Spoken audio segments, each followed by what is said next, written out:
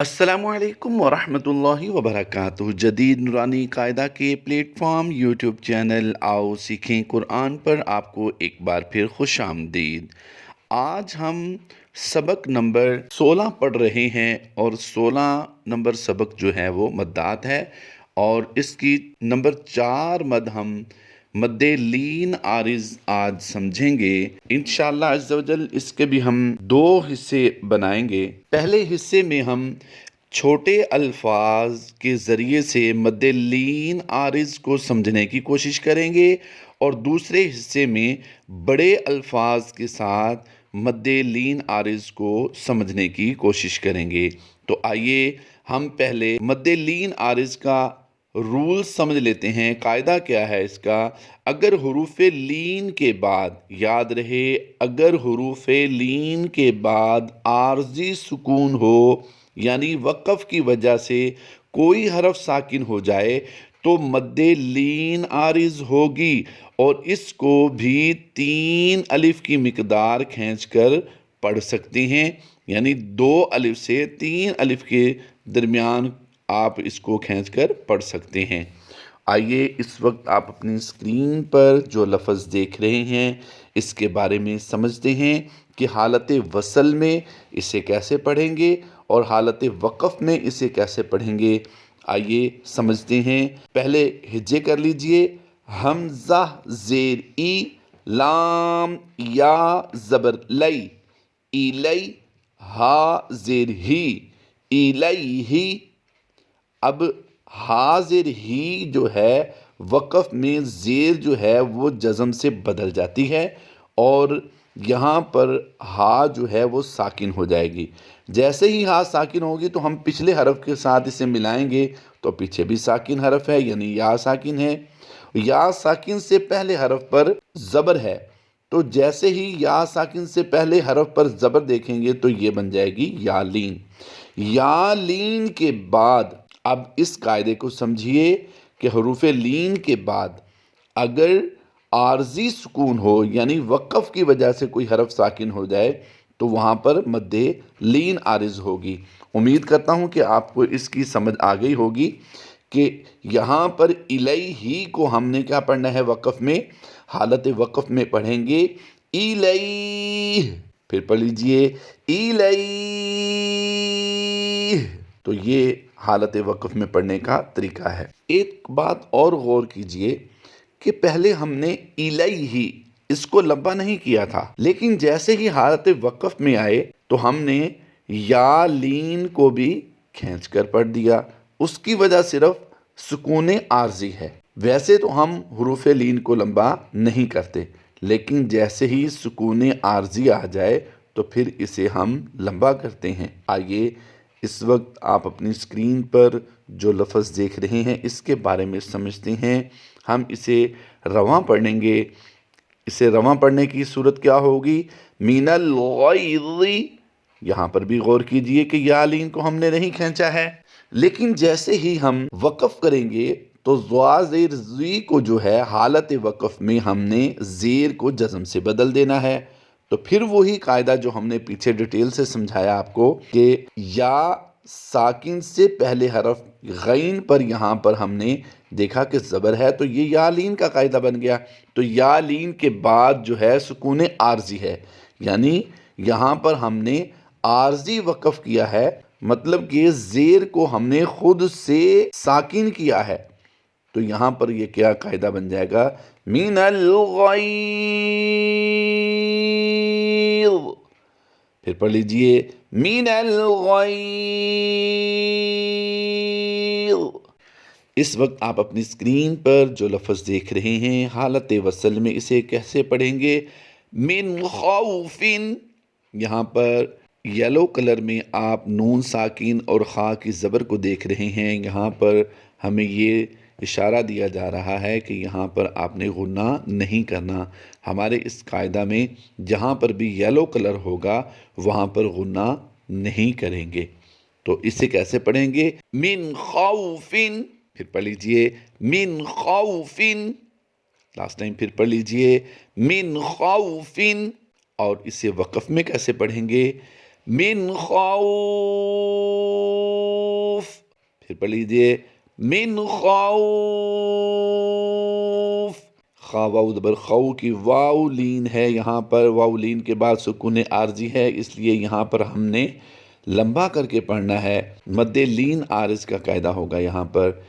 اس وقت آپ اپنی اسکرین پر جو لفظ دیکھ رہے ہیں وہ نون ساکن اور شین جو ہے یہ ریڈ کلر میں ہے، تو یہاں پر ہمیں اشارہ دیا جا رہا ہے کہ یہاں پر کوئی خاص قاعدہ ہو رہا ہے، وہ ہے نون ساکن کے 4 قاعدوں میں سے اخفاء کا قاعدہ ہوتا ہے یہاں پر۔ اگر آپ نے وہ ہمارا لیکچر نہیں سنا تو ہماری پلے لسٹ میں جائیے اور وہاں سے وہ لیکچر آپ سن سکتے ہیں۔ تو یہاں پر اس کی ادائیگی کیسے کریں گے؟ من شیئن، پھر پڑھ لیجئے من شیئن، اور حالت وقف میں اسے کیسے پڑھا جائے گا اسے بھی سمجھیے۔ شین یا زبر شی، یہاں پر یہ یا لین ہے، اس لیے ہم اس کو آگے دیکھیں گے تو یہ سکون عارضی ہے، تو ہم یہاں پر مد لین عارض کرتے ہوئے اسے حالت وقف میں کم سے کم 2 الف تک کھینچ کر پڑھیں گے۔ من شیء، یعنی 2 زیر حمزہ کے نیچے جو تھی اسے ہم نے جزم سے بدل دیا، تو جیسے ہی ہم نے 2 زیر کو جزم سے بدلا تو یہ حمزہ ساکنہ بن گیا، تو حمزہ ساکنہ کو جھٹکا دے کر پڑھتے ہیں، حمزہ ساکنہ کو جھٹکا دے کر پڑھتے ہیں، تو اس لیے یہاں پر ہم نے جھٹکا بھی دینا ہے اور شیء کو ہم نے لمبا بھی کرنا ہے۔ تو اس کی ادائیگی پھر کر لیجئے من شیء، پھر پڑھ لیجئے من شیء۔ اس وقت آپ اپنی اسکرین پر جو لفظ دیکھ رہے ہیں اس کی ادائیگی کرتے ہیں۔ حالت وصل میں اسے پڑھا جائے گا بالغیب، بالغیب، اور حالت وقف میں اسے کیسے پڑھیں گے؟ زیر کو ہم نے پہلے بھی بتایا ہے کہ حالت وقف میں ساکن کر دیتے ہیں، تو بالغیب، حالت وقف میں پھر پڑھ لیجئے بالغیب۔